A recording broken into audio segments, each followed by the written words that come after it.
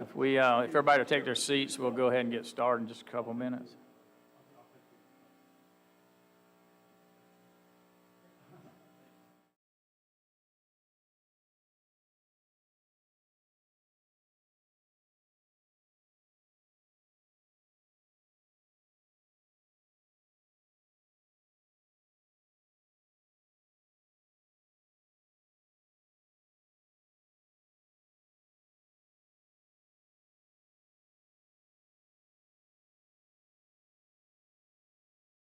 Okay, good afternoon.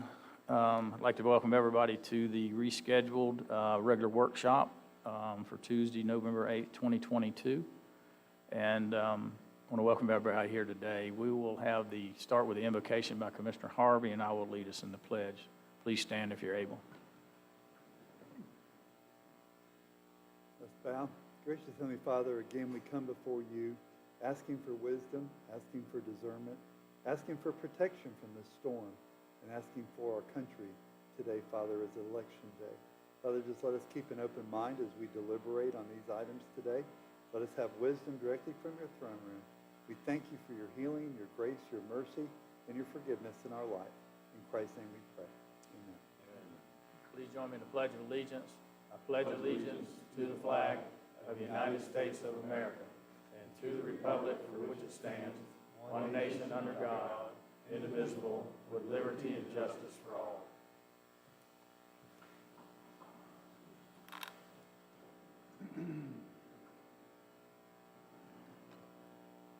Okay, I'm going to move down and go ahead and skip the port, and we can take public comment on agenda items during those two agenda when we bring those up. So I'd like to move down to the workshop agenda and go to item A and ask Kevin Stevens to come up, Head of Parks and Recreation. We have a presentation from the Florida Fish and Wildlife, Mr. Dan Kolderman and his group on restoration of eelgrass in the St. Johns River and Lake George. Kevin, thank you. Yes, sir. Good morning, Commissioners. On October the 12th at the Fishing Fund meeting that we conducted, Mr. Kolderman presented this same information to the Fishing Fund Advisory Committee as well, and they unanimously voted to move this forward to a workshop for discussion. And Mr. Kolderman has the presentation. It's also should be in your packets that you have, and Mr. Kolderman is here with us today to deliver the presentation. Okay. All right. Thank you, Kevin.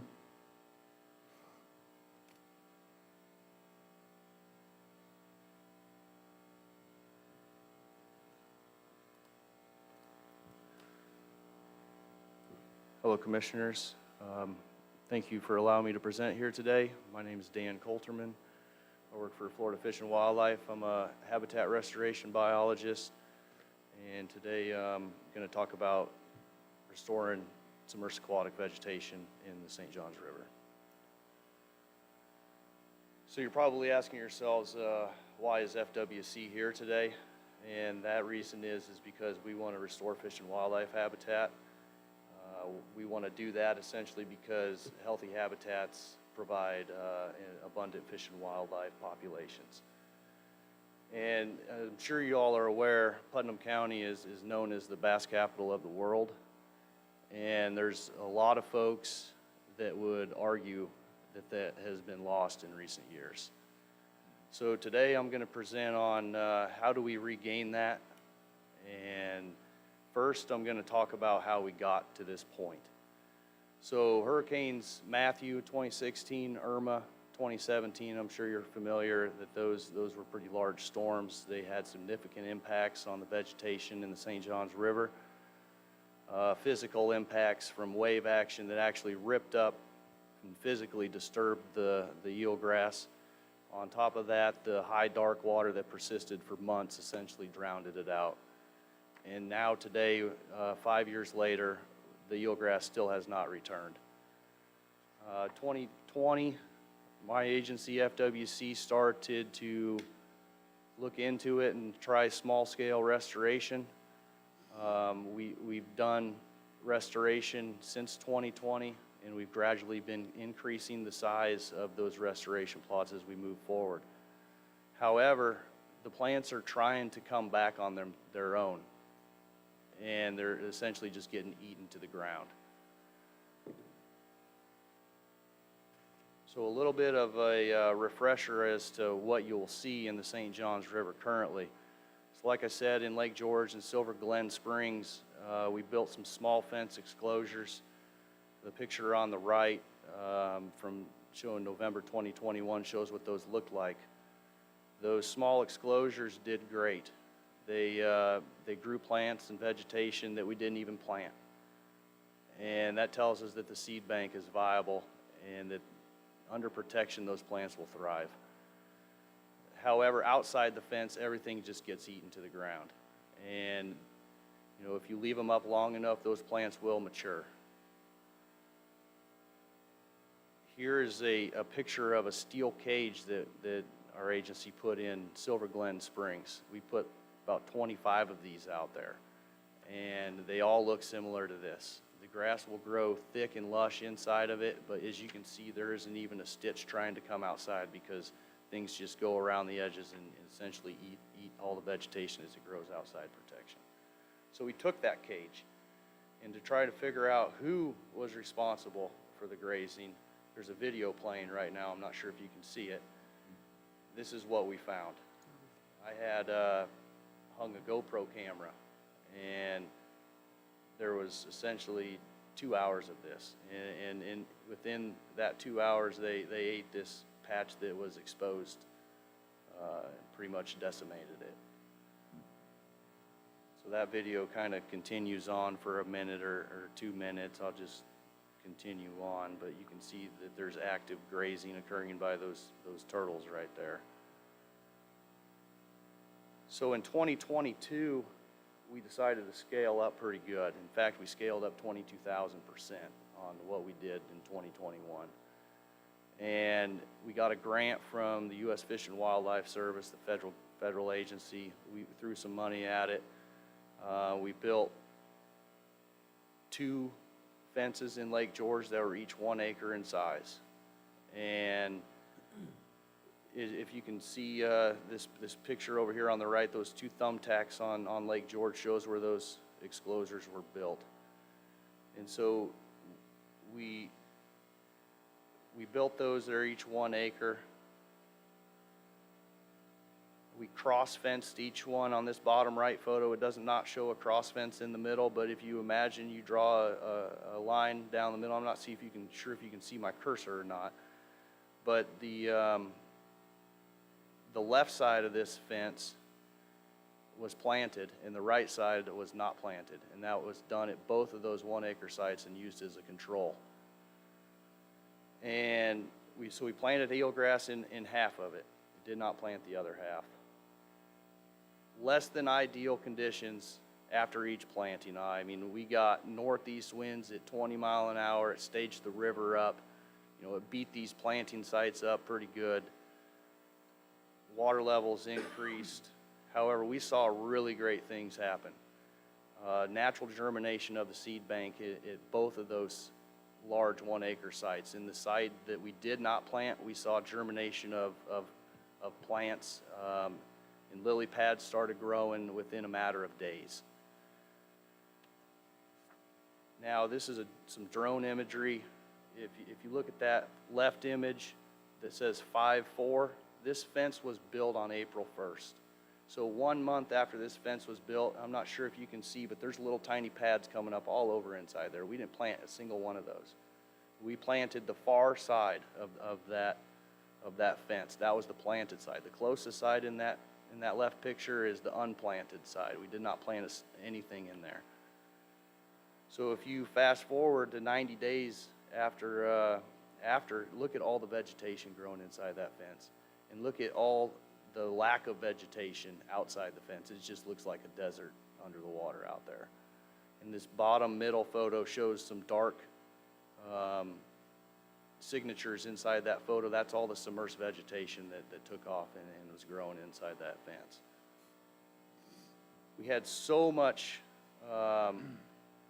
So many folks reached out and wanted to help. They want to support this. They want to see bigger areas and do something themselves to help. And so we set up a volunteer effort. And FWC staff, including myself, went out and built this 150 by 150 foot enclosure, which is exactly a half acre. This one here in the front on the bottom left image. We built that in one day. We had a bunch of eelgrass growing in a hatchery pond at one of our hatcheries. A bunch of FWC staff went and collected that, and we brought it to Lake George, and bass fishermen, boaters, concerned stakeholders, homeowners along the river met us there, and we planted that eelgrass, which was around 50,000 plants, and we had 45 people show up. I had been hearing reports from many people in Palatka, Willaca, Green Cove Springs area that, hey, we got a lot of grass beds here, but they're all very, very short. Would you mind come taking a look at it? You know, maybe it's something similar to what you're seeing in the Middle River in Lake George. And so I'd seen many pictures. I came out, I saw the plants that all looked like they were being eaten.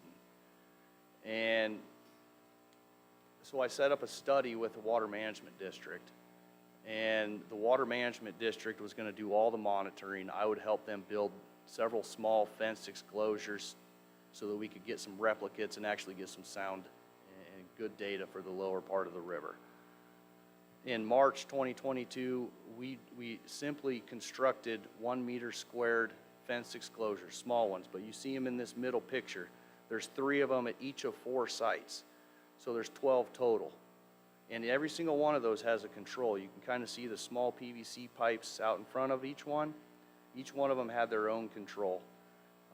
We covered 35 miles of river, and the district, like I said, conducted all the monitoring. So here's some photos of what those look like after 90 days. It's a pretty night and day difference. And this was simply by putting fence over the top of existing beds of eelgrass. We didn't plant nothing here.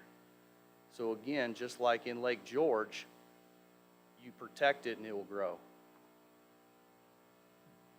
This graph, don't get too caught up in it, just focus on what the yellow and the blue is. The yellow is the controls, where I showed you nothing grew outside. You can see those lines don't really ever increase throughout the months.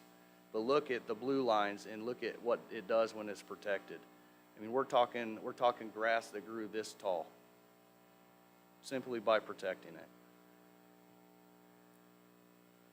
So we obviously have grazing occurring river-wide. You know, who is to blame? It is a combination of multiple species of fish and wildlife, from turtles to blue crabs to tilapia, manatees, you name it. You know, there's a lot of hungry mouths out there. Here's a video that shows tilapia grazing in Silver Glen Springs. This fish is essentially just ripping, right there's a piece of eelgrass. It ripped out of the lake bottom, spring bottom, and put in its mouth to try and get the algae off of it. You know, they're algae eaters.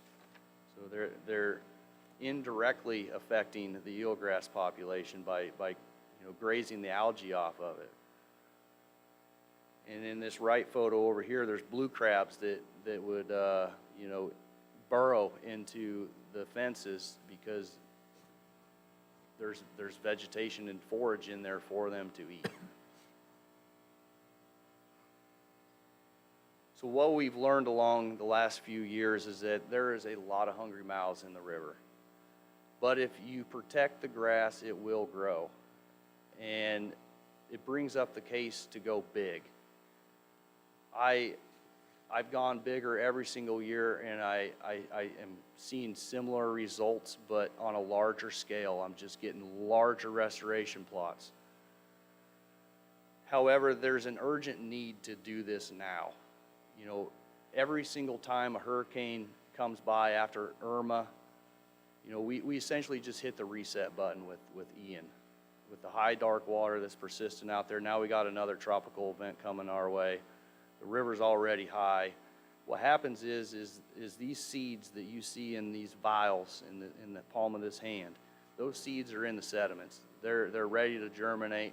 They have been germinating. Every time that they germinate and they don't replenish themselves, we're essentially exhausting that seed bank. And we get to a point where the seed bank is exhausted, we got big problems. So now's the time to act while the vegetation is still, germinating on a large scale. So what are some of the next steps? Obviously I've said that FWC is dedicated to restoring fish and wildlife habitat. In fact, we're throwing $500,000 at it this year alone. That $500,000 is going to Lake George and Lake Crescent. On October 12th, as Kevin said, we met with the Fish and Fund Committee and asked them to allocate money to help support these efforts, work together. We're here to help you. FWC is willing to assist, and we can help you in developing a plan to use these funds. Now, the St. Johns River is worth $100 million annually, according to some economic studies that I've read. And the residents and the tourists that live in the river and visit the river want to see the river thriving and full of fish and wildlife. Whether it's fishing, boating, or just simply viewing wildlife such as manatees, birds, alligators, the river starts with the SAV. It is the basis of life, essentially. The lack of SAV will ultimately hinder the economy in Putnam County. Professional fishing organizations such as Major League Fishing and BASS, those have stopped coming and holding their tournaments in the St. Johns River.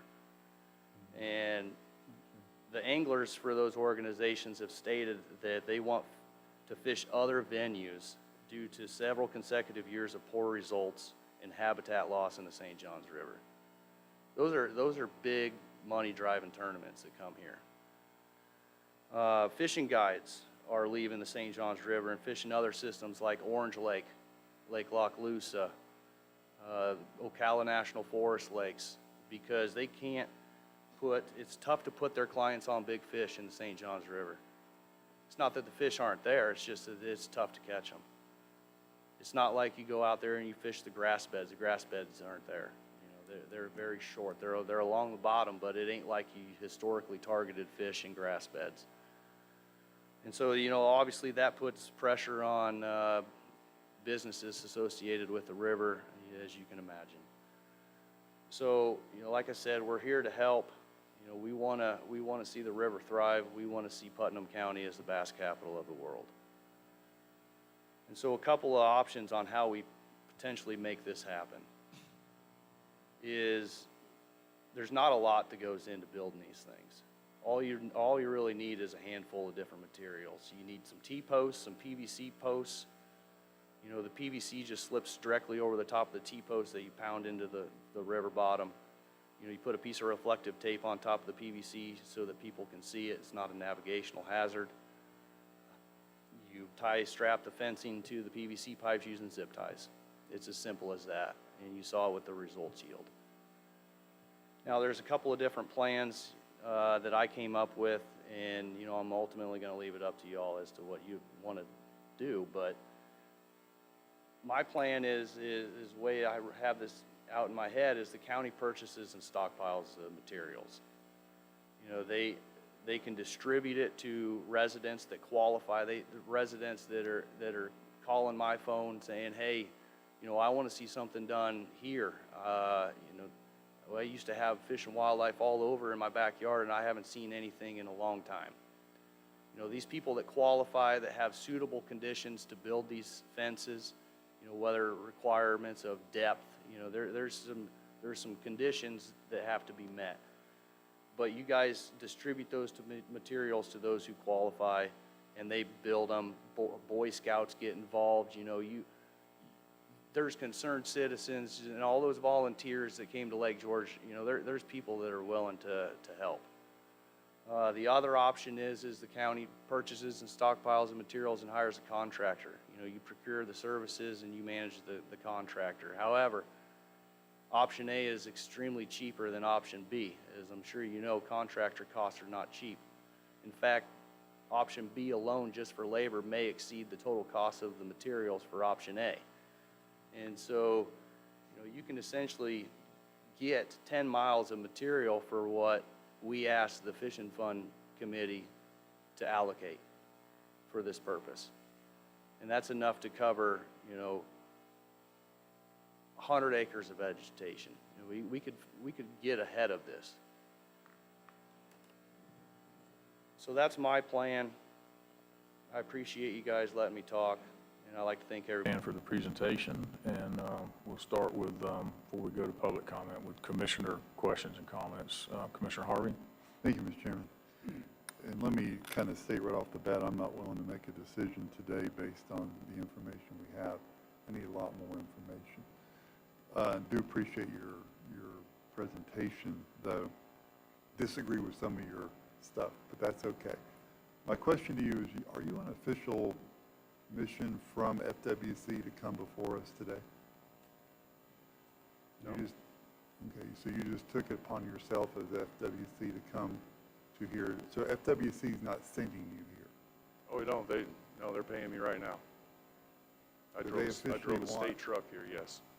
I guess my question is FWC sanctioning you being here asking us for money? No.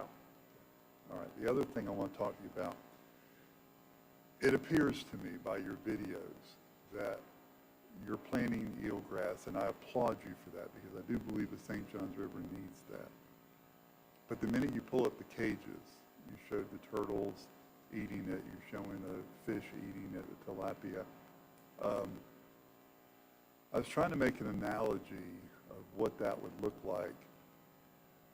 It's almost like we're, and you say it in your presentation, that we're overgrazing. We have too many competition with manatees, with fish, with turtles, eating the vegetation. Is that right? That's correct. Okay. So my concern is, I can make Thanksgiving dinner and I can put it on the table, but if I lock the kids out of the house, it doesn't get ate, and they're still hungry. I think my question is, even as raising cattle, we cross fence because we don't let the horses and the cattle eat the same, just go down to the sand and get sand belly and have to walk them for 10 hours a day. I think we need to look at alternatives other than trying to get out there and planting something that you know is just going to be ate the minute you take that cage up, because you proved that in your video, to me.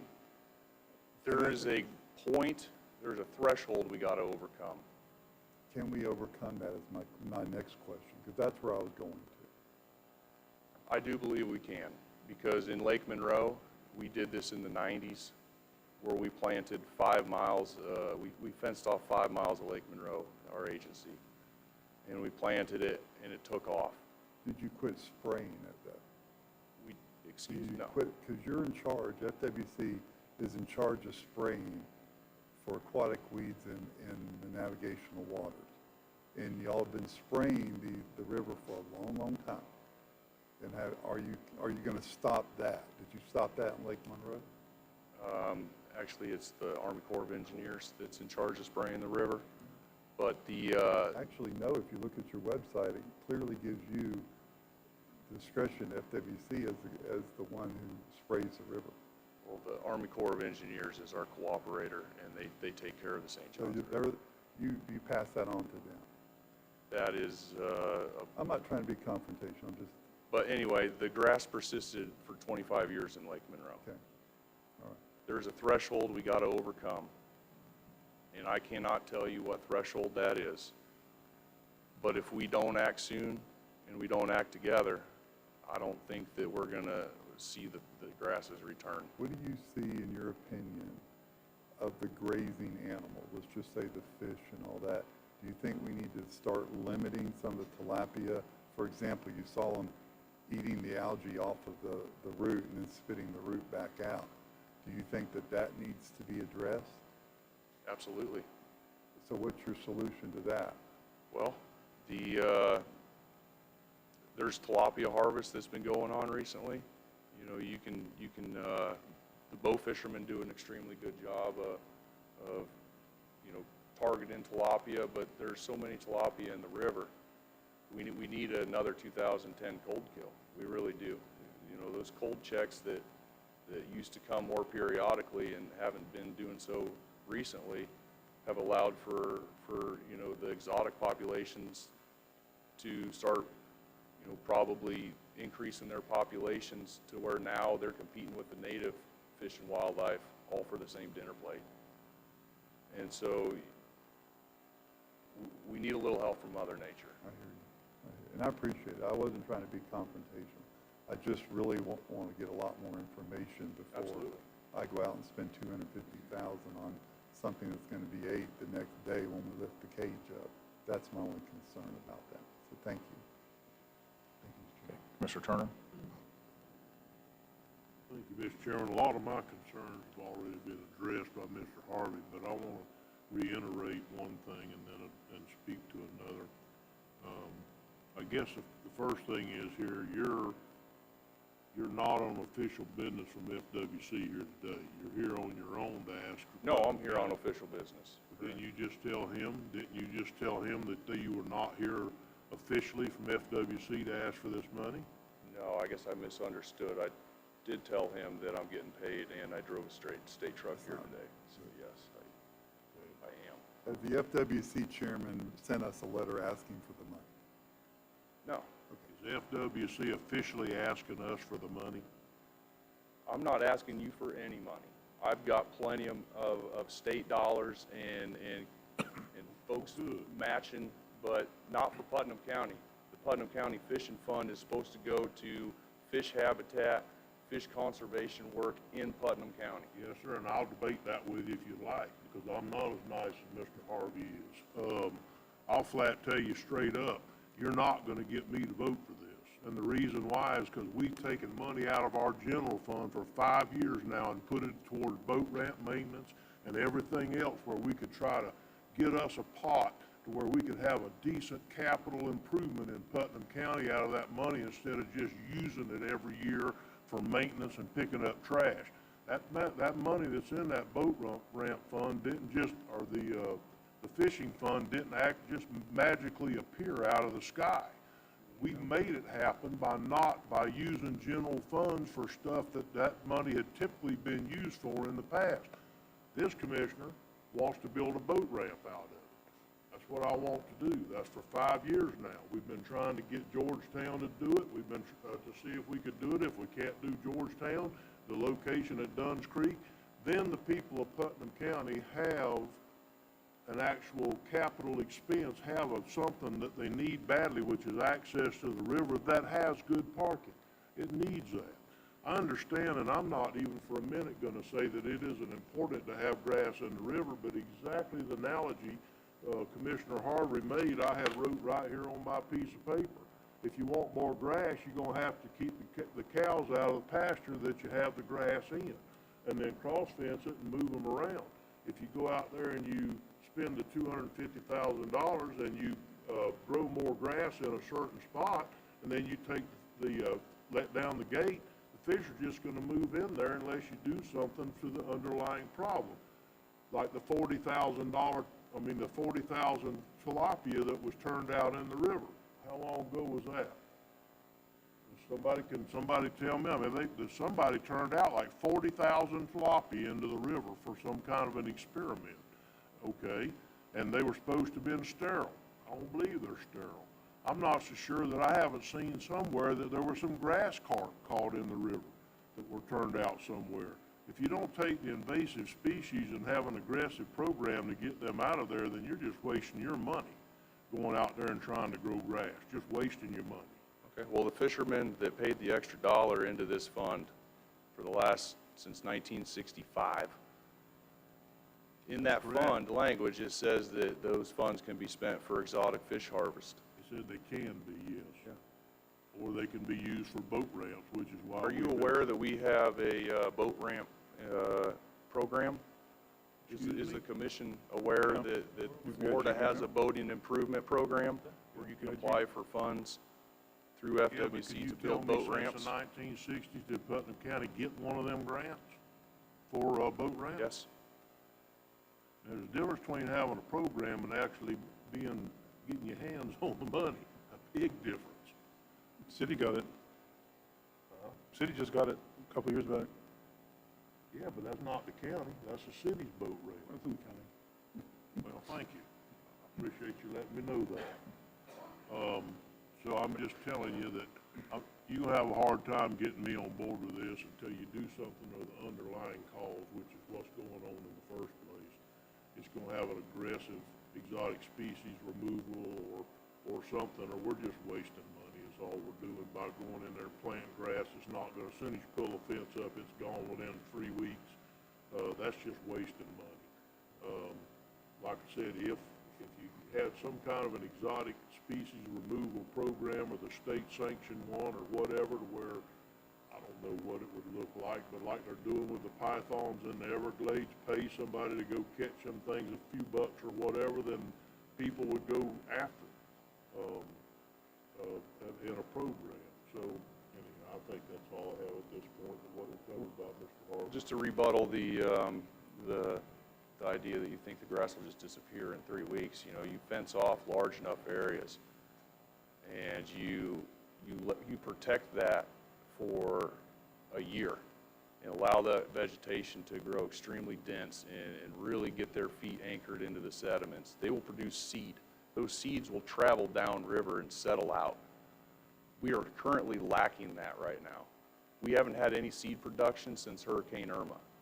So like I said earlier, the seed bank is just going to burn itself up, and we're going to have bigger problems, you know, problems that are going to cost exponentially higher, you know, to fix. Dan, didn't you just say a moment ago that you didn't need money from Putnam County? You had plenty of money from the state, or did I misunderstand you? My money from the state's actually being spent in Lake George, which Putnam County does fall into Lake George. I'm working more or less on the south and west shorelines of Lake George. I'm hoping to see, you know, some additional work being done from Lake George through Putnam County. Like I said, we have to go big. We need to work together on it.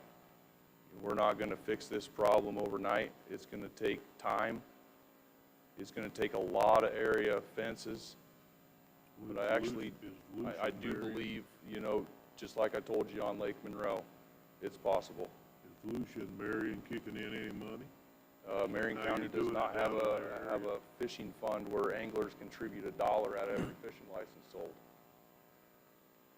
You guys have that. So basically what you're saying today is you wish we'd spend our fishing fund money different than what we've been trying to for the last 5 years and saving money to do. You'd rather me give it to you instead. I would rather the money be spent as it was written up in the legislature in 1960X. You When telling it me that was it's 69. something that it says we can't buy, that we can't spend it on capital improvement boat ramps, or is that what you're telling me? I'm not saying that. Never mind, Mr. Chairman, I'm going home. Commissioner Rawls? So I come from a different perspective. I think this is a no-brainer. I don't think it really should be given a lot of consideration. There's plenty of money in reserves, if nothing else. But you came in here and said that the fishing fund asked that this be brought to the commission for consideration. The fishing fund is a group of citizens that directs this commission and what their wishes are. And that's been a disconnect since I've been elected. And thankfully to everybody, including myself, I'm not elected anymore. I don't have to sit up here and beat my head against a wall.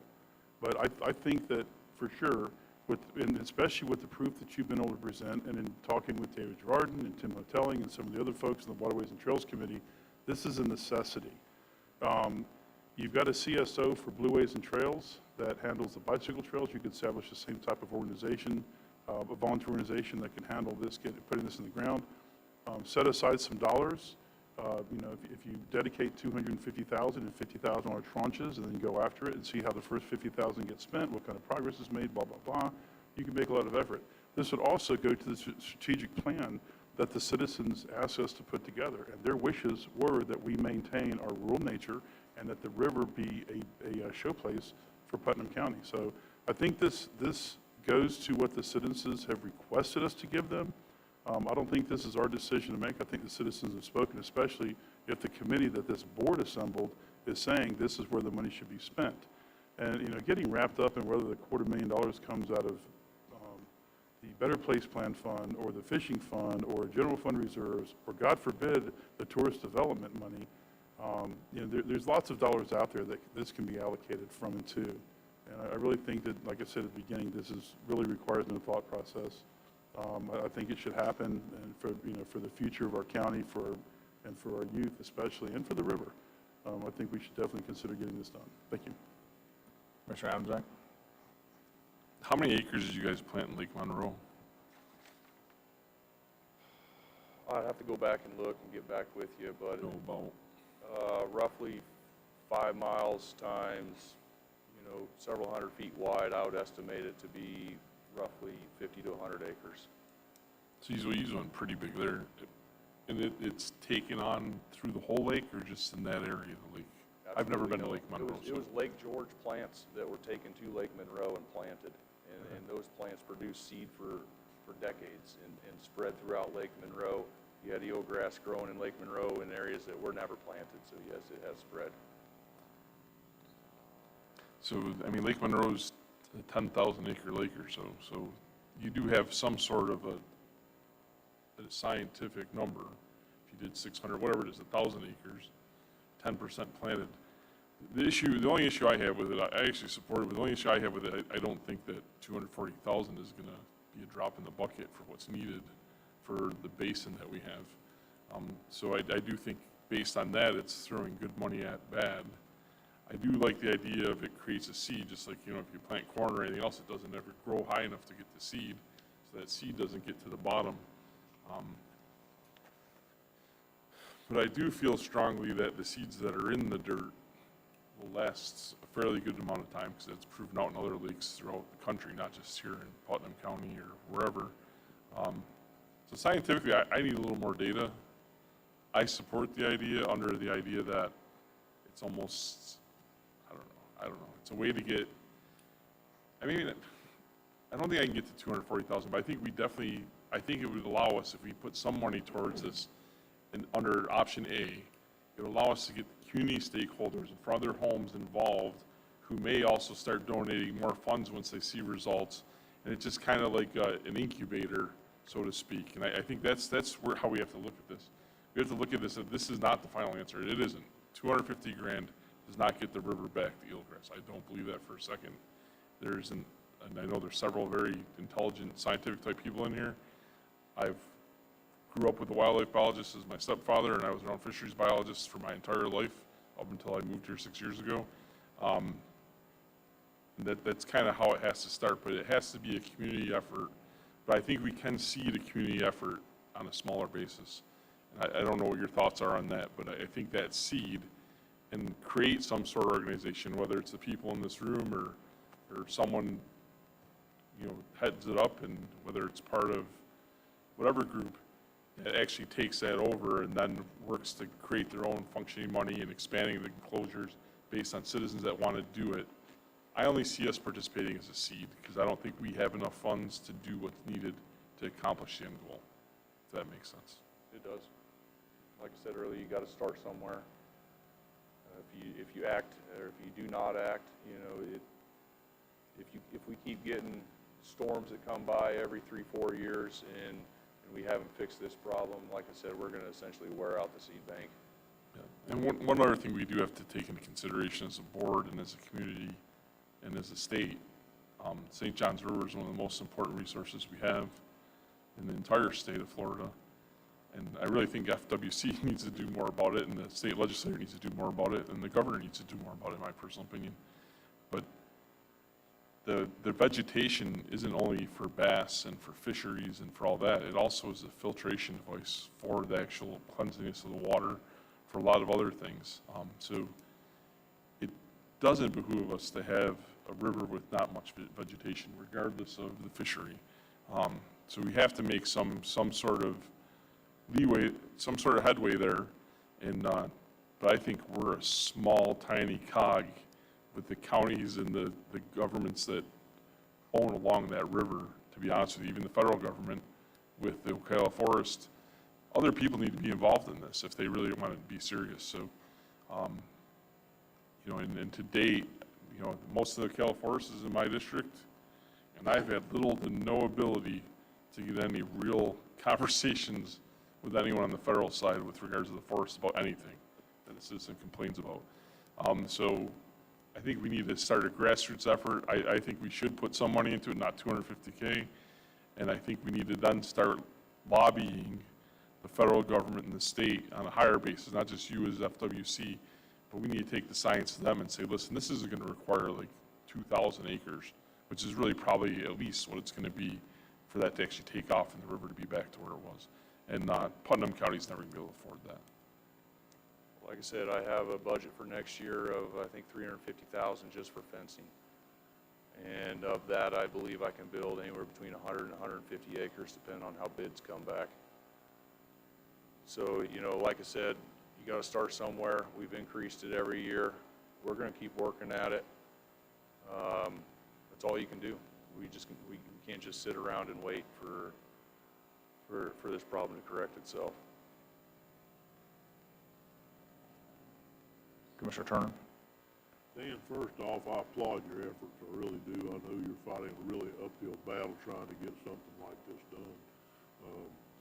But with that being said, at some point, somebody would eye a pot of money and go after it before we had the opportunity to use it for what we voted to use it 4 or 5 years ago, which is identify a capital project and build that capital project with those fishing funds. Because we could have exhausted the whole fishing fund if we'd have used it for maintenance of the boat ramps or for garbage pickup or whatever. We could have exhausted all of it, but we meticulously didn't do that because we wanted to use that for that capital project. I don't have an issue if you wanted to, if the county or the commission wanted to come up with a smaller program and buy some materials and donate them to the community that lives on the river. I understand that somebody in your boat ramp committee actually made the comment that if the materials were available, they'd probably go put some out in front of their place on the river. So I'm just saying that that type of a program I'd probably be all right with as long as they didn't take it out of the fishing fund money. But we have other avenues and other pots of money that we could possibly help some with.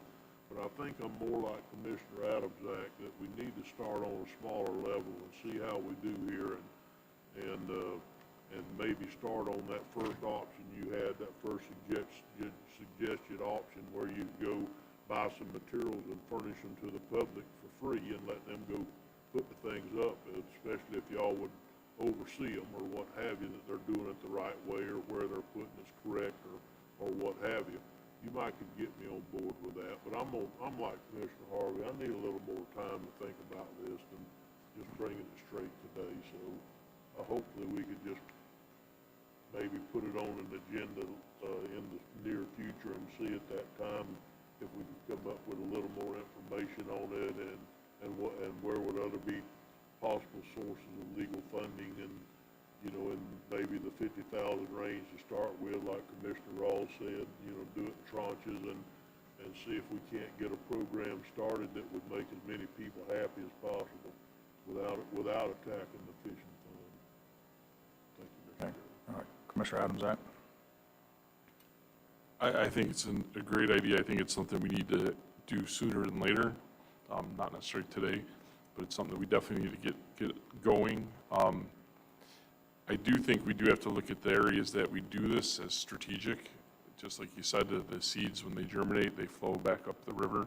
In our case, they flow north towards Jacksonville. So the biggest benefit we may get for Putnam County is to have the enclosures that we have. They're basically, we're trying to produce seed beds, basically, is what you're saying. So to generate seeds, to allow it to release the seeds into the ground. So maybe look at, you know, Palatka South obviously, if anyone wanted to participate, it's gonna generate that interest, because we don't have enough money to do everything that would be needed to restore the whole river. But again, I think we need time after, even if we did this program, we need time afterwards to have conversations with the other partners along the river, which includes Duval County. Every other county that's on the river needs to be a stakeholder in this, regardless of the dollar fee on the fishing fund. If we're gonna take this seriously, and I think we have to, it has to be a Northeast Florida group that decides to do this together with real money and real effort, and that has to involve the state on a bigger level than $500,000. And it has to involve the feds. The Ocala Forest is a huge federal resource, and they need to be involved as well. That's my question for you, is has anyone approached the feds, the parks, National Parks Association, about this type of activity as well? St. Johns River is sovereign submerged lands. It does not fall within the feds. I get it, but they own the property right off of it, so they may be willing to participate because it generates people coming to their park, to their forest, to their land. And it also helps the manatees and helps everything else that benefits their forest. And clean water benefits their forests for growing their pine trees and everything else they do. So they do have a stake in it, even though it is sovereign. Their stake would be, it benefits them dramatically, in my opinion. Again, I've gotten nowhere when I've tried to call anything with the National Forest. I've done about 20 calls so far since I've been in the seat, so. Okay, thank you, Commissioner Turner, or excuse me, Adams. Dan, thank you for your presentation. It's been very interesting. I think we need to participate at some level. Dan reached out to me to find out the avenue to get to speak in front of the Fishing Fund Advisory Board. So we discussed that, and I put him in touch with Kevin. So we've had conversations. You remember I said that we've been pretty much trying to save this money for a capital project with a boat ramp, and you mentioned that there were programs, and I have going to pass that on to Sam Sullivan to look, but you also said that they were usually already engineered plans ready to go. You have your best chance to maybe get money there. So we'll investigate those avenues. I have a lot more questions. A lot of them have been answered, but don't want to drag this on too long because I don't think we're going to make the decision today. Other than that, I think we need to look at this again with more information and maybe try to find some different funding. But has there been any conversations with the city of Palatka, the town of Palatka, the city of Crescent City? Because I'm sure it's up and down the river and then into Lake Crescent, we're having the same issue. And then maybe other groups, civic groups that may want to participate in this and to have like Commissioner Adams, and Turner were saying, an overall plan of how to attack this. Where everybody is working together in a certain section and they know where the funding may be coming from and make the best bang for the buck. I hate to use that term, rather than just hit and miss here. And I'm not saying that that's what your program is about, but I think we need to, get everybody together and make a, concerted effort at one time. So I have not reached out to any other municipalities or counties. I started here because you guys have one of only 4 fishing funds in the state, where that money is designated to go into fish conservation work, fish habitat improvements. And so I started here.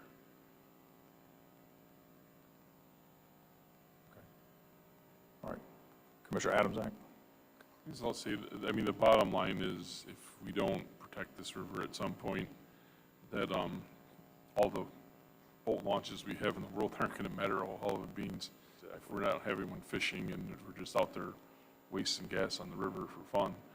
And I get it. I've been out on the river for fun more times than I've been out there fishing in a boat. So I get that side of it as well. We need to protect both groups of people.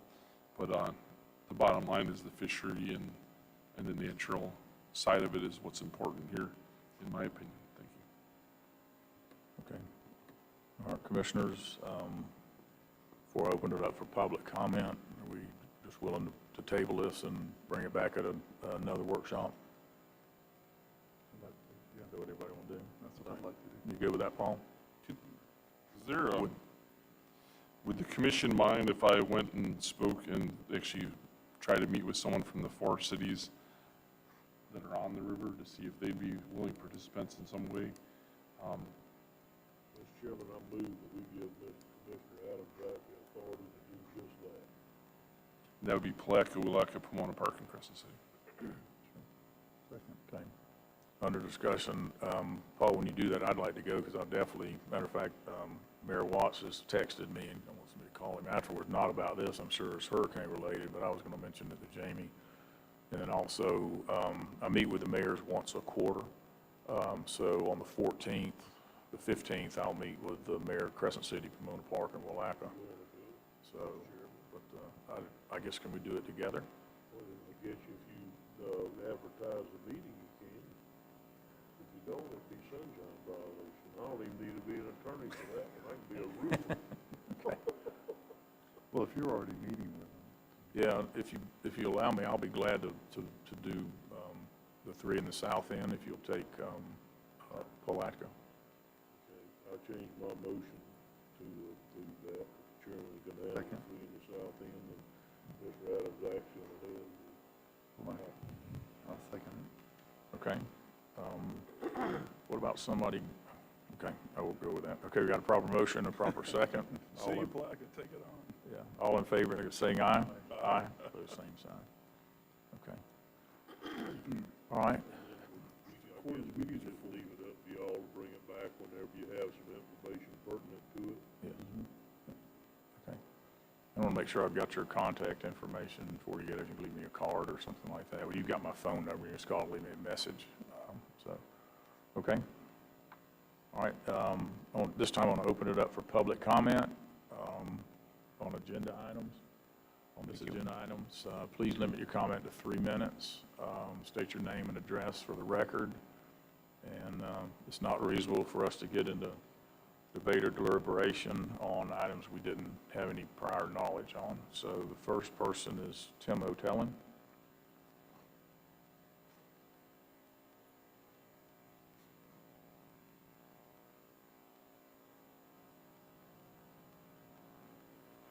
Tim Hoteling, 105 Riverside Way, San Mateo. Just like to make a little bit of a footnote on the last presentation.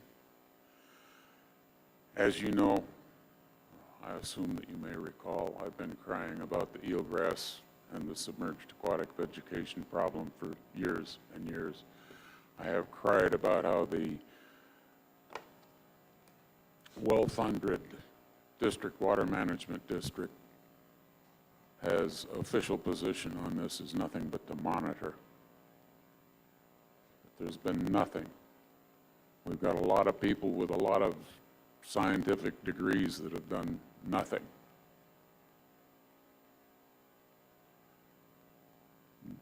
Dr. Ernstein became aware of what was going on with Dan Coulterman a few years ago and reached out.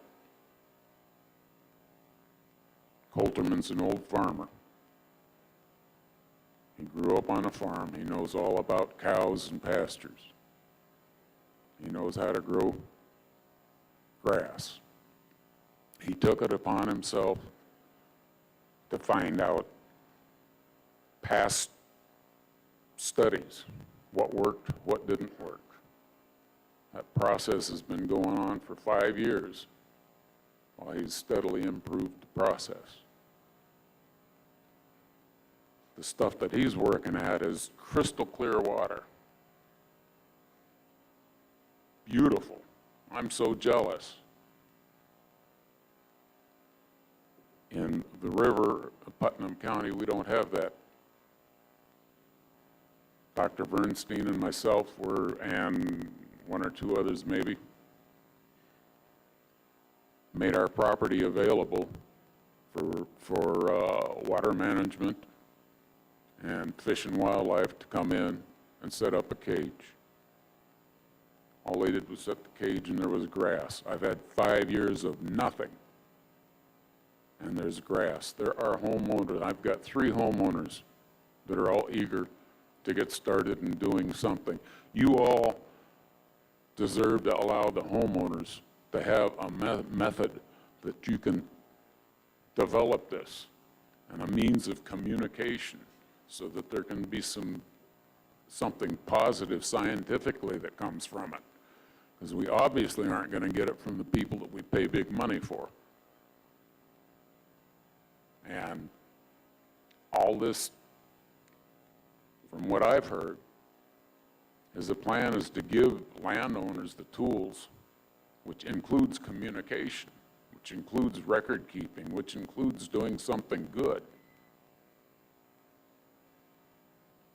One last thing, Mr. Colderman isn't down here as a person. His 2 supervisors, area supervisors, one from Lake City and the one from down Astoria where he's at, are here and are present. And if you have a question about whether it's officially designated, you can ask them. Thank you, Mr. Tim. Any question? Paul? I don't mean to be flippant or whatever here, but the bottom line, this isn't rocket science, Tim.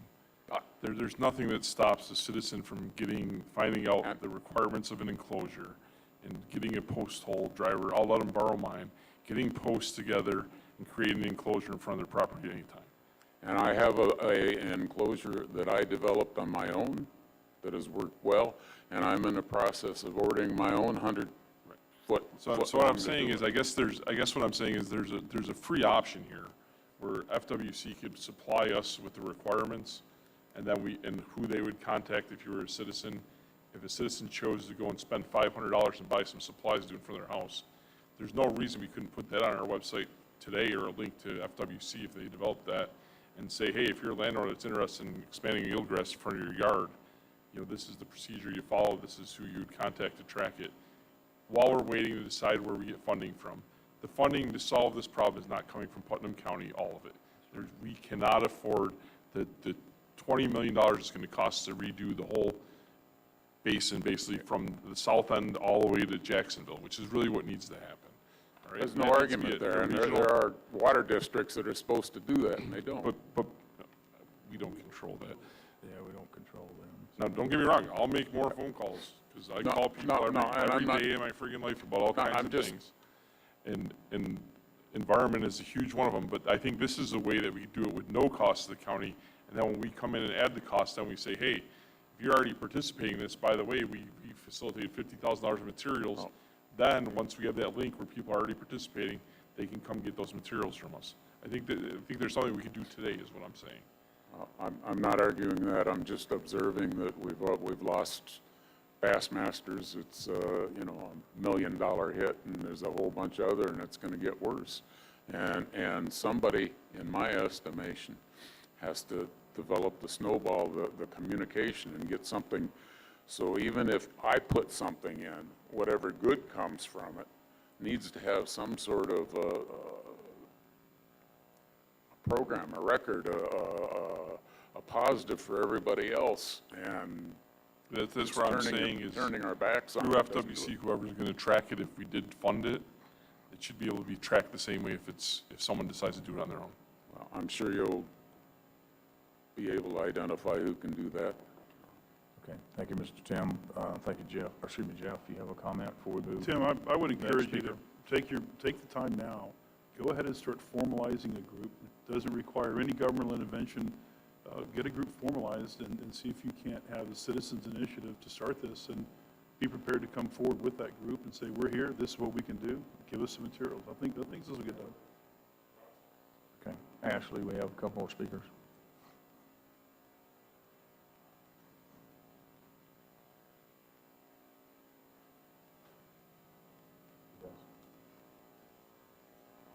Okay, Bob from FWC. Is that correct?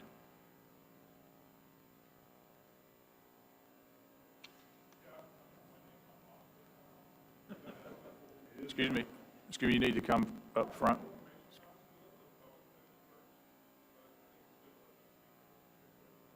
Okay, and I do have a timeline on this because I need to start this other meeting because we got in this one meeting about, the next meeting about, say, 1:20.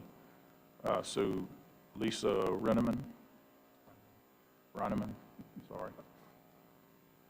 Please state your name and address for the record. Good morning, Lisa Reineman, St. John's River Keeper, 2800 University Boulevard North out of Jacksonville, Florida. And I'm here on behalf of the River Keeper and our members in support of this effort, but I agree with many of the comments that you all said today, that it's much bigger.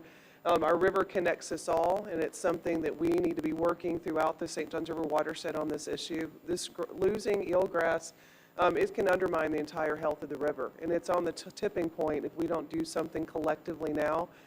So out of respect for your time, I'll just say I'm here to work with each of you to see if we can combine communities up and down the river, including Jacksonville, as well as throughout the St. Johns County, Clay County, and the Water Management District. The Water Management District is tracking this. They have cost share money.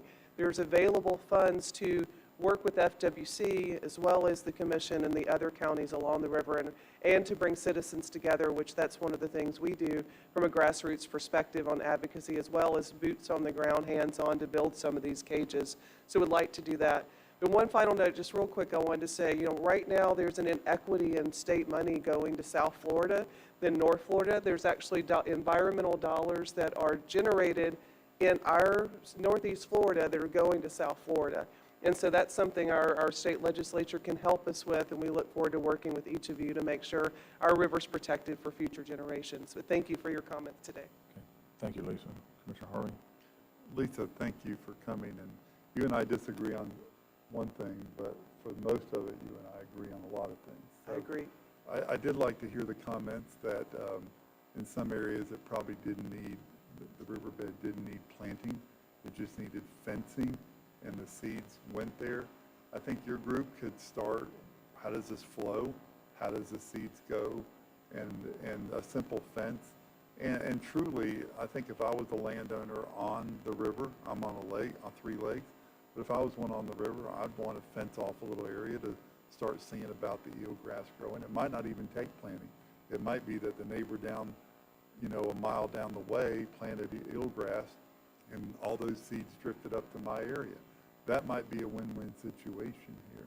I didn't want to sound controversial, and that's not what I intended, but I think that if you could bring back that information to us, I think it's a big problem, but I think it's a solvable problem if we all put our heads together and come up with, I hate to use the word scientific because everybody freaks out over that word and follow the science or something, but I do believe that we know that a seed travels a mile up the river, then that's where we need to go. And I agree with Mr. Adams' on that. And I think that's where we can solve some of this issue, And honestly, I hate to tell you this, I would love to see some of the problems that the river's having in some of our lakes, because only of the fact that, our lakes are overgrown nowadays. And if we could get those eaten up, but we can't transport a manatee from the river to a lake, that doesn't work that well, but lakes are overrun, and you know that, you've seen that. Well, and through the chair to the commissioner, I mean, the state is actually considering just that, moving manatees around in some cases because of the starvation issue. So I think there are ways to solve it, but I think it is something, we support FWC's work, because one of the great things that it's shown is that the seed bank is still viable, and it's so critical to protect that seed bank. There are new technologies. There's actually someone with a drone that wants to come out and do some plantings, but if we can save the seed bank, it's going to be much, much less expensive to save our river for everyone. Thank you. Okay. Thank you, Lisa. Who is? So I agree with Commissioner Harvey. It's not working, huh?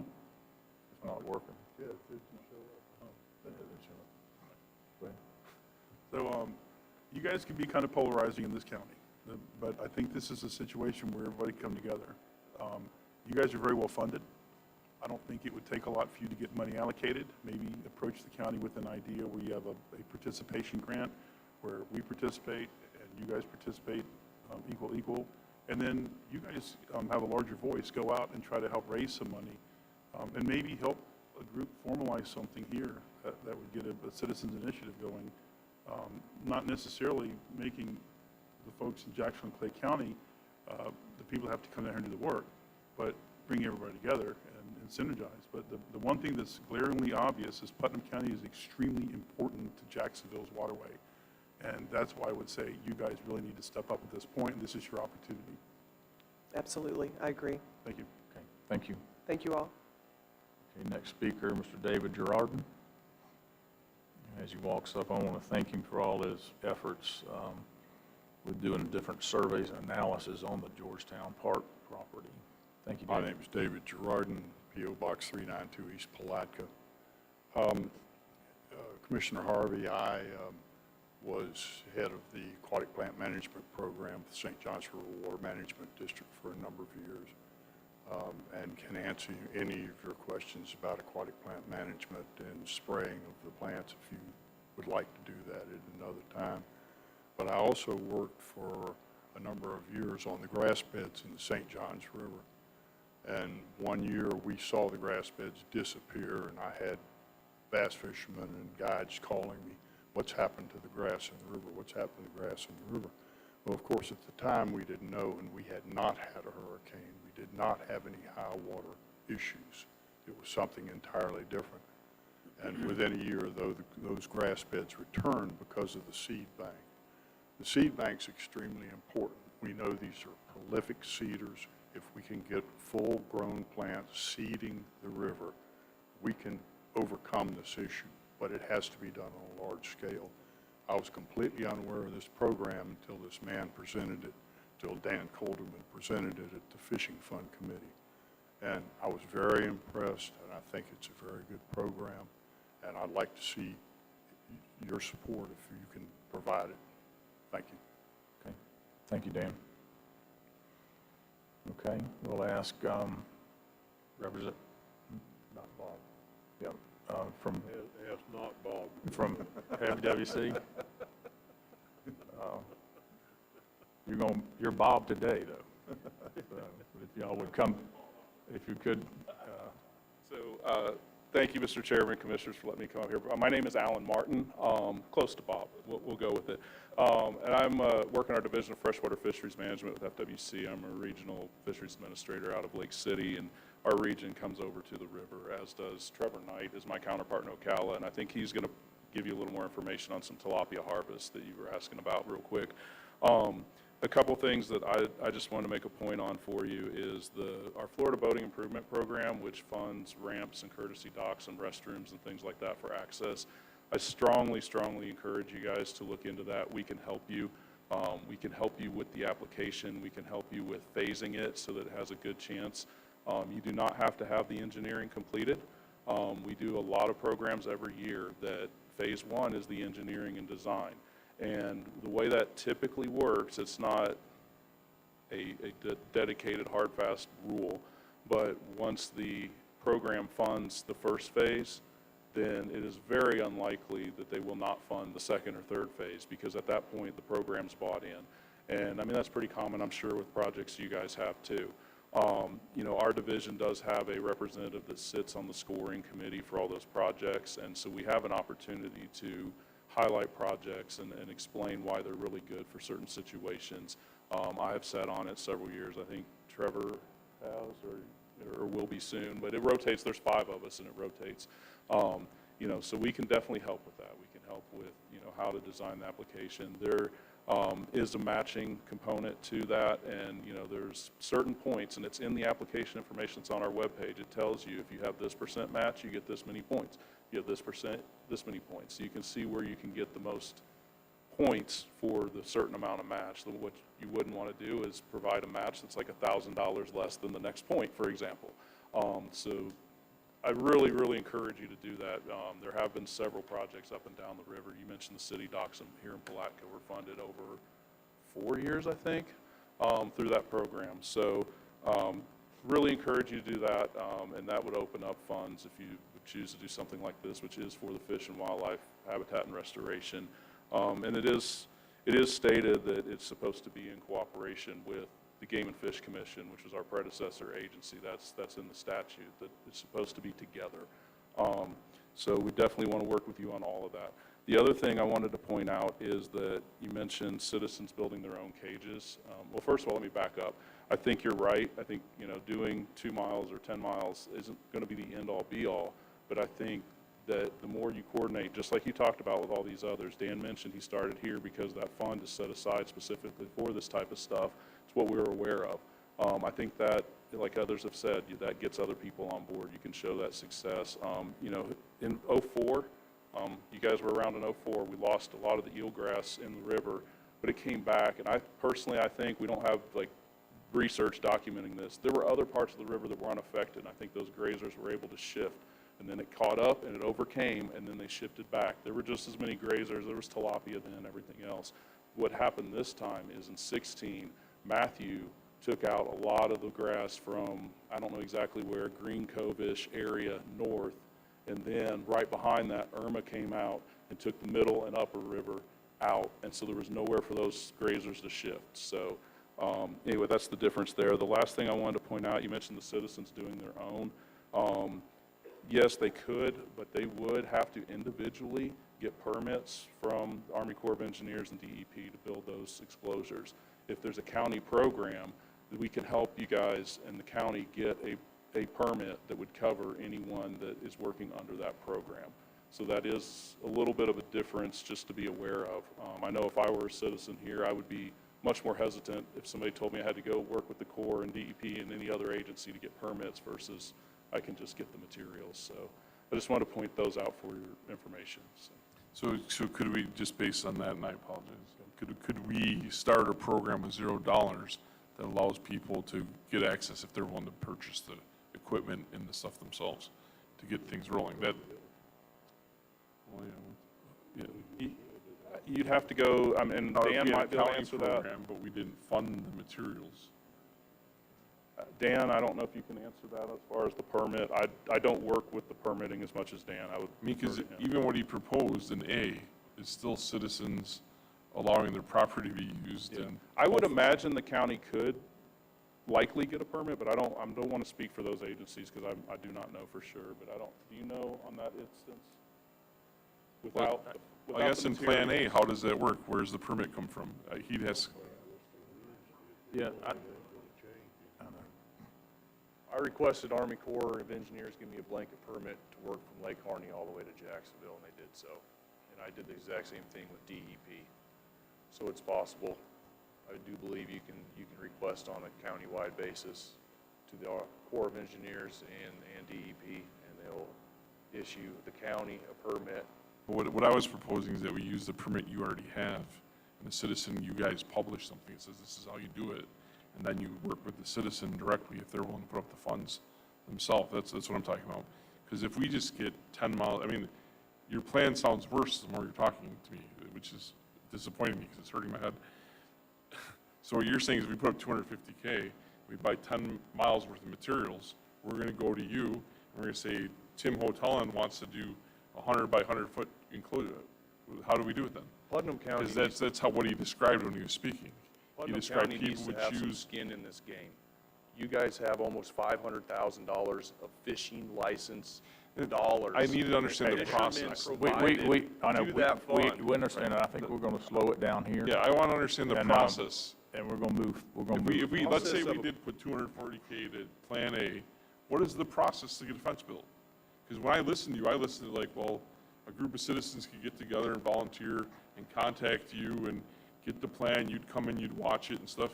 What is the difference between that, because that's under your permit, right?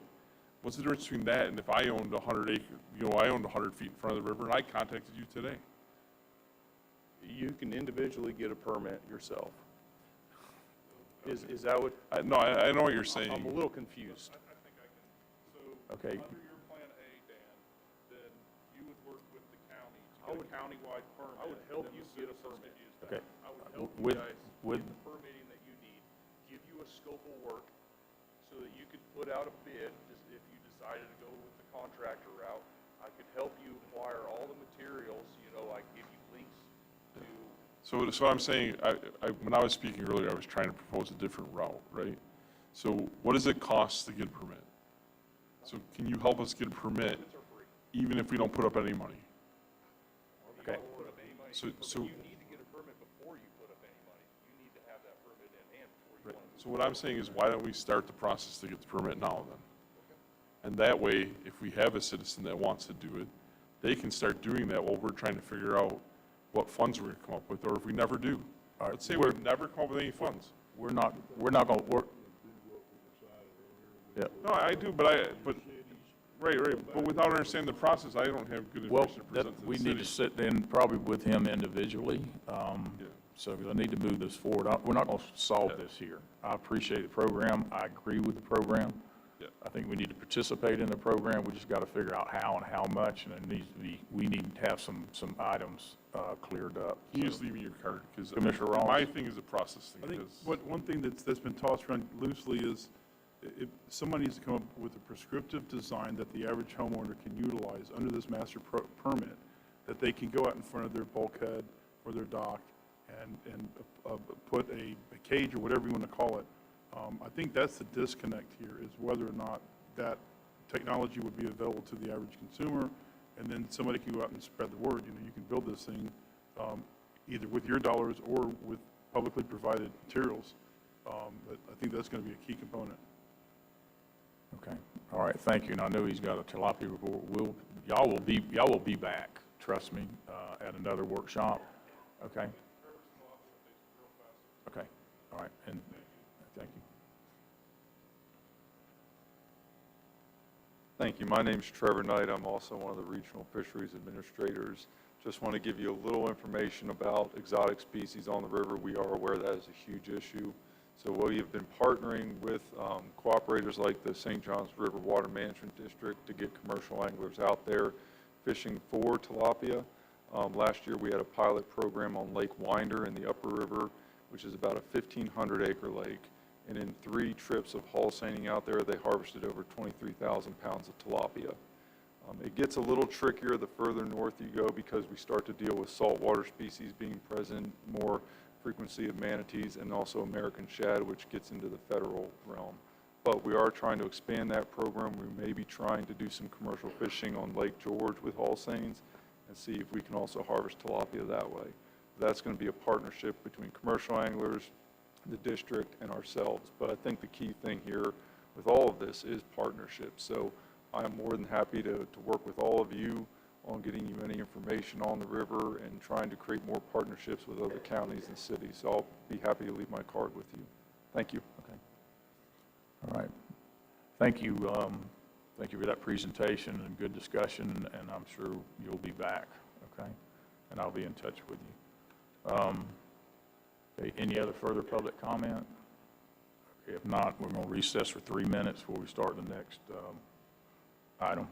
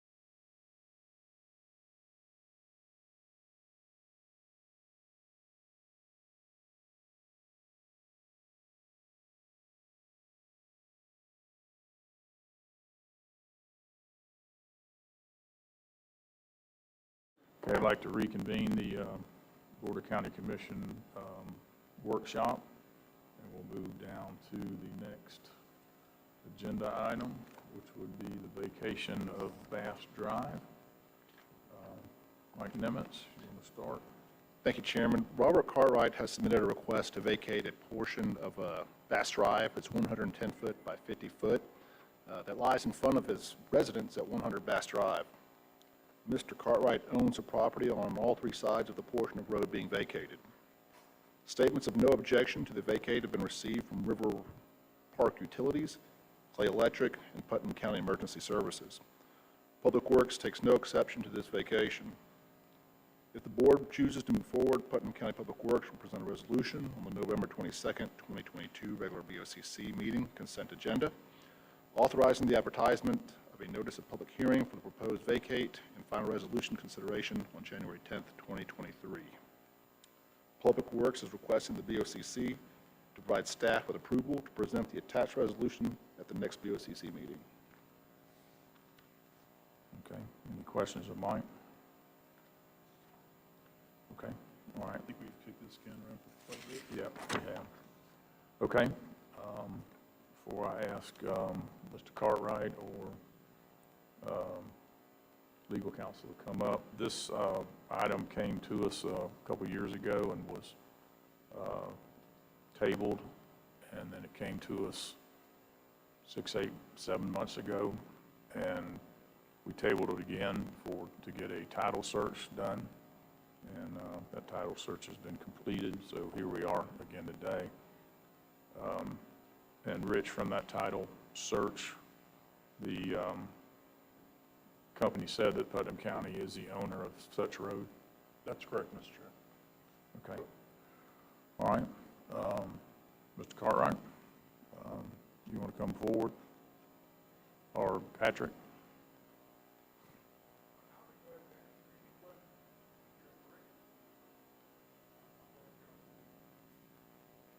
Okay, I thought you...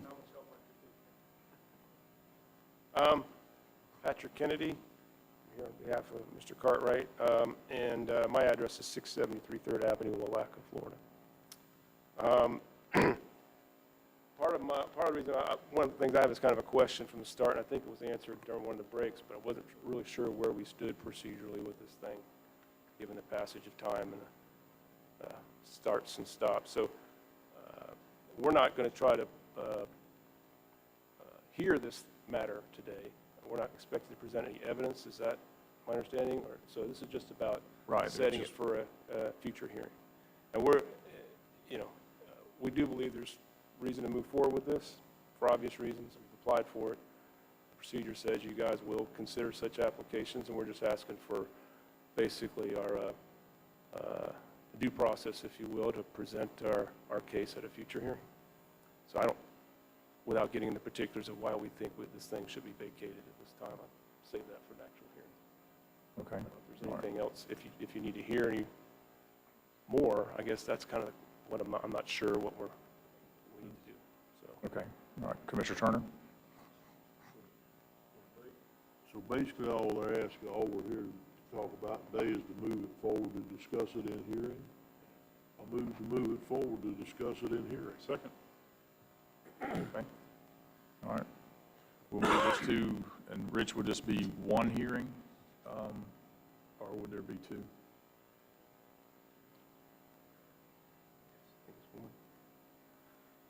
And just so it's clear, I guess staff has asked that it be on the consent agenda to notice the hearing for January 10th. So that's kind of the decision you're making by the motion, I guess. Just correct?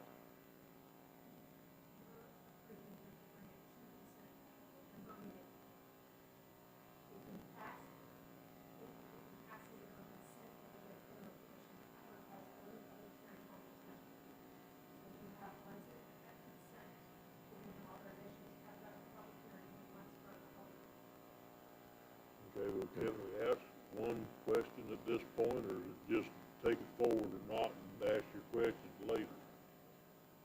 So, did I During discussion. understand you, I just didn't know, I want to make sure, no, you probably, either one of you, even Bobby can answer, somebody, I don't care, but Do you own the land now, all three sides except for the road? You bought the road, the Boat River Club's portion? That's all. Speaking to the, Bobby, if you would speak into the microphone. Yes, sir. Bobby Cartwright, 127 Tennessee Avenue, Crescent City. Yes, sir. I have bought that, and I would like to read it, that has not been challenged. That was in 19, and it's mine. Bobby, I have a couple of questions since we're here. So I know you purchased the land where the modular home is, Yes, correct? Mr. Frazier's property. Exactly. So then your second purchase was roughly the outer perimeter, I guess, of the road that goes from Bass Drive to the inlet to the lagoon, and then goes out towards Lake George. Is that correct? Yes, sir. It's about, with just guessing, 8 or 10 foot wide along the bulkhead, around the circle, boat circle, down to the bulkhead along the canal. So I own about 10 foot down this way, 10 foot down this way, and the whole lot over here. So your road, just like this, goes into my property. It does not, your road does not touch the water here or here. You own the road, and I own everything around it. And I purchased this and this from the boat club for the exclusive reason that the bulkhead was failing, and the boat club has not built, Mr. Frazier had done that bulkhead right, but it started failing. But all the way around, and you're familiar because it's your district, there was a bulkhead all the way around that whole thing. And as many things in the river, the boat club never did have the money, and all those bulkheads have completely fallen in. But all of that road and all in front of my piece of property would have, had I not bought it. So when I bought it from them, I agreed to fix the bulkhead, of course, and to give a deed restriction that I would not build a competitive boat dock on that property. There wasn't one in front of the house, and I did a restriction, a deed restriction that I wouldn't build a bulkhead. But other than that, there is no deed restrictions, whatever. Okay, so you answered one of my questions. So the existing docks in there, who owns them? They belong to the boat club. When you get to that one right at my house, Chairman, the first one, that's dock number 1, they're rented for $100 a month to people of the River Park Boat Club. And that's part of the exclusive Lot 32, which was set aside for the inclusion of a boat club or whatever it was. It's held by our board members, and we rent that and maintain. Y'all actually own that little grass section in the middle we call the island that we have a bridge built to. That is actually Putnam County property, and a lot of people use that to fish and see the sunset and do whatever, but we maintain it. Okay, and the boat club or boat dock club is still in existence? Yeah, yes, sir. We're supposed to meet tomorrow night, but we put it off for a month, a week because of the storm. We meet on Thursdays, I think. How do you become a member of that club? Oh, you have to be a resident or a landowner. It's $40 a year. You pay $5 for a key to get to our boat landing, so you can use our boat landing. But it's just a honorary membership thing. So then you could maybe rent a slip under the covers if you don't own one. Like in my case, I own so many rental properties that I own multiple slips there, so people sometimes will rent a slip for me. The boat basin that we call where the pontoons are, that's restricted to pontoon use only, and those are built and maintained by the boat club, and it's $100 a year for that, on top of your $40 membership. So, but supposedly if you use any of our boat club property, you're supposed to be a boat club member, a $40 a year member, which would be a resident or a landowner or both. Like, you know as well as everybody here, I'm in the rental business, own a lot of rental properties there. So we offer any of my renters that want to be a member of the boat club, we would pay that $40 for them so they could take their kids to the river, whatever. But it's exclusive thing for River Park, east and west. East being the mobile home park, west being the Stickville side. I happen to own on both sides, or property on both sides. Okay, all right, as Mr. Cartwright said, and then Mike, with his purchases, our dedicated road, at end of Bass Drive, does not give you access to the water unless you would cross Mr. Cartwright's property now. You may not be able to answer. Is that correct, Bobby, I guess? He has it drawing in front of him. Yes, you own this portion here back. I do, sir. Okay. No, there's, the rest of the Bass Drive, the boat club owns the remainder of that. He only owns roughly 100 foot of it. Bought it, you're not listening. A portion of lot 32. He did not buy all of lot 32. So all those boat slips going around the rest of the radius still remain with the boat club. He only bought the portion in front of his. Right, I understand that, but where the road comes in for the purchase that he bought, what he bought, you would have to cross his property to stand there and Yes, fish. you would have to access the water at the very end of Bass Drive as it currently stands, without the vacate in place, you would have to cross his property to access the water. That is correct.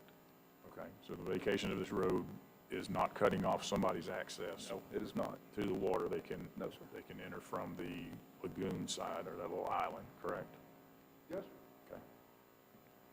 Okay. Okay, If Mr. Cartwright wanted to, he could basically go down and fence off the area on three sides of that, and nobody could get out of the fence to get to it anyhow. He owns the land around the lagoon side and out the end of it. okay. All right, so the motion is on the floor to move this to the consent agenda on the 22nd, to set the time, the date and time for a public hearing in January, to where we would have the opportunity for public comment for or against, and that's where this board would make the decision to complete the vacate or not. Is that correct? Yes, that's correct, but one last comment before you vote, Mr. Chairman. I just want to bring it up that I went and talked to legal counsel, and I asked them straight up, could we declare this property surplus and then just sell it? If you want to buy, well, I know, and he told me, no, we couldn't do that. But I needed to bring that up because I've had multiple people in River Park that's basically said, put it up for auction. If we can't buy it and Mr. Cartwright can pay more than us, then fine, then let him have it. But that's not an option. It's a road. It's a road, and the only thing we can do is own it or vacate it, from what I've been told by my attorney. So if that's the case, that's the reason I'm willing to move this forward and not declare it surplus and sell it, is because we don't have another option, and this will get it off our tax and put it on the tax rolls, off our ownership and put it back on the tax rolls. That's why I'm for it. Thank you, Mr. Chairman. Okay. All right. Any other comment? Okay, got a motion on the floor. All in favor, saying aye? Aye. Opposed, same sign. Okay. Thank you.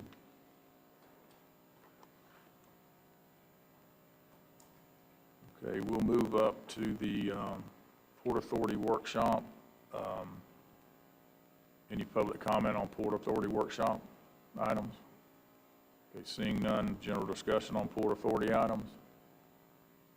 Okay, seeing none, we'll adjourn the Port Authority workshop, and we'll move down to commissioner requests. Commissioner Rawls, or commissioner comments, I'm sorry.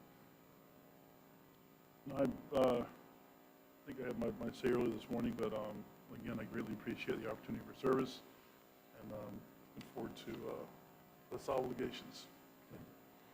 Commissioner Adamczak? Just everyone get out to vote and then be safe. Okay. Commissioner Turner? I have nothing to add. Okay. County Attorney? County Administrator? Nothing, Mr. Chairman. Okay. My comments, Commissioner Ross, wish you well in your next endeavor. It probably would be somewhat nice to be able to say you have to call somebody else about my road or something like that. So, but thank you. So you'd be able to say that damn commissioner. You should see my calendar now. It's amazing when you start clearing your calendar, what it really looks like in the future. It's actually pretty nice. So, yeah, we got a pool going in. I wasn't joking. We actually started digging a swimming pool yesterday, and we'll be enjoying a lot more time and with family and friends. So thank you. Thank you very much. All right, and thank you for your service and the service to this commission. So, there are no further business. Public comment on miscellaneous items. Okay, seeing none, we stand adjourned.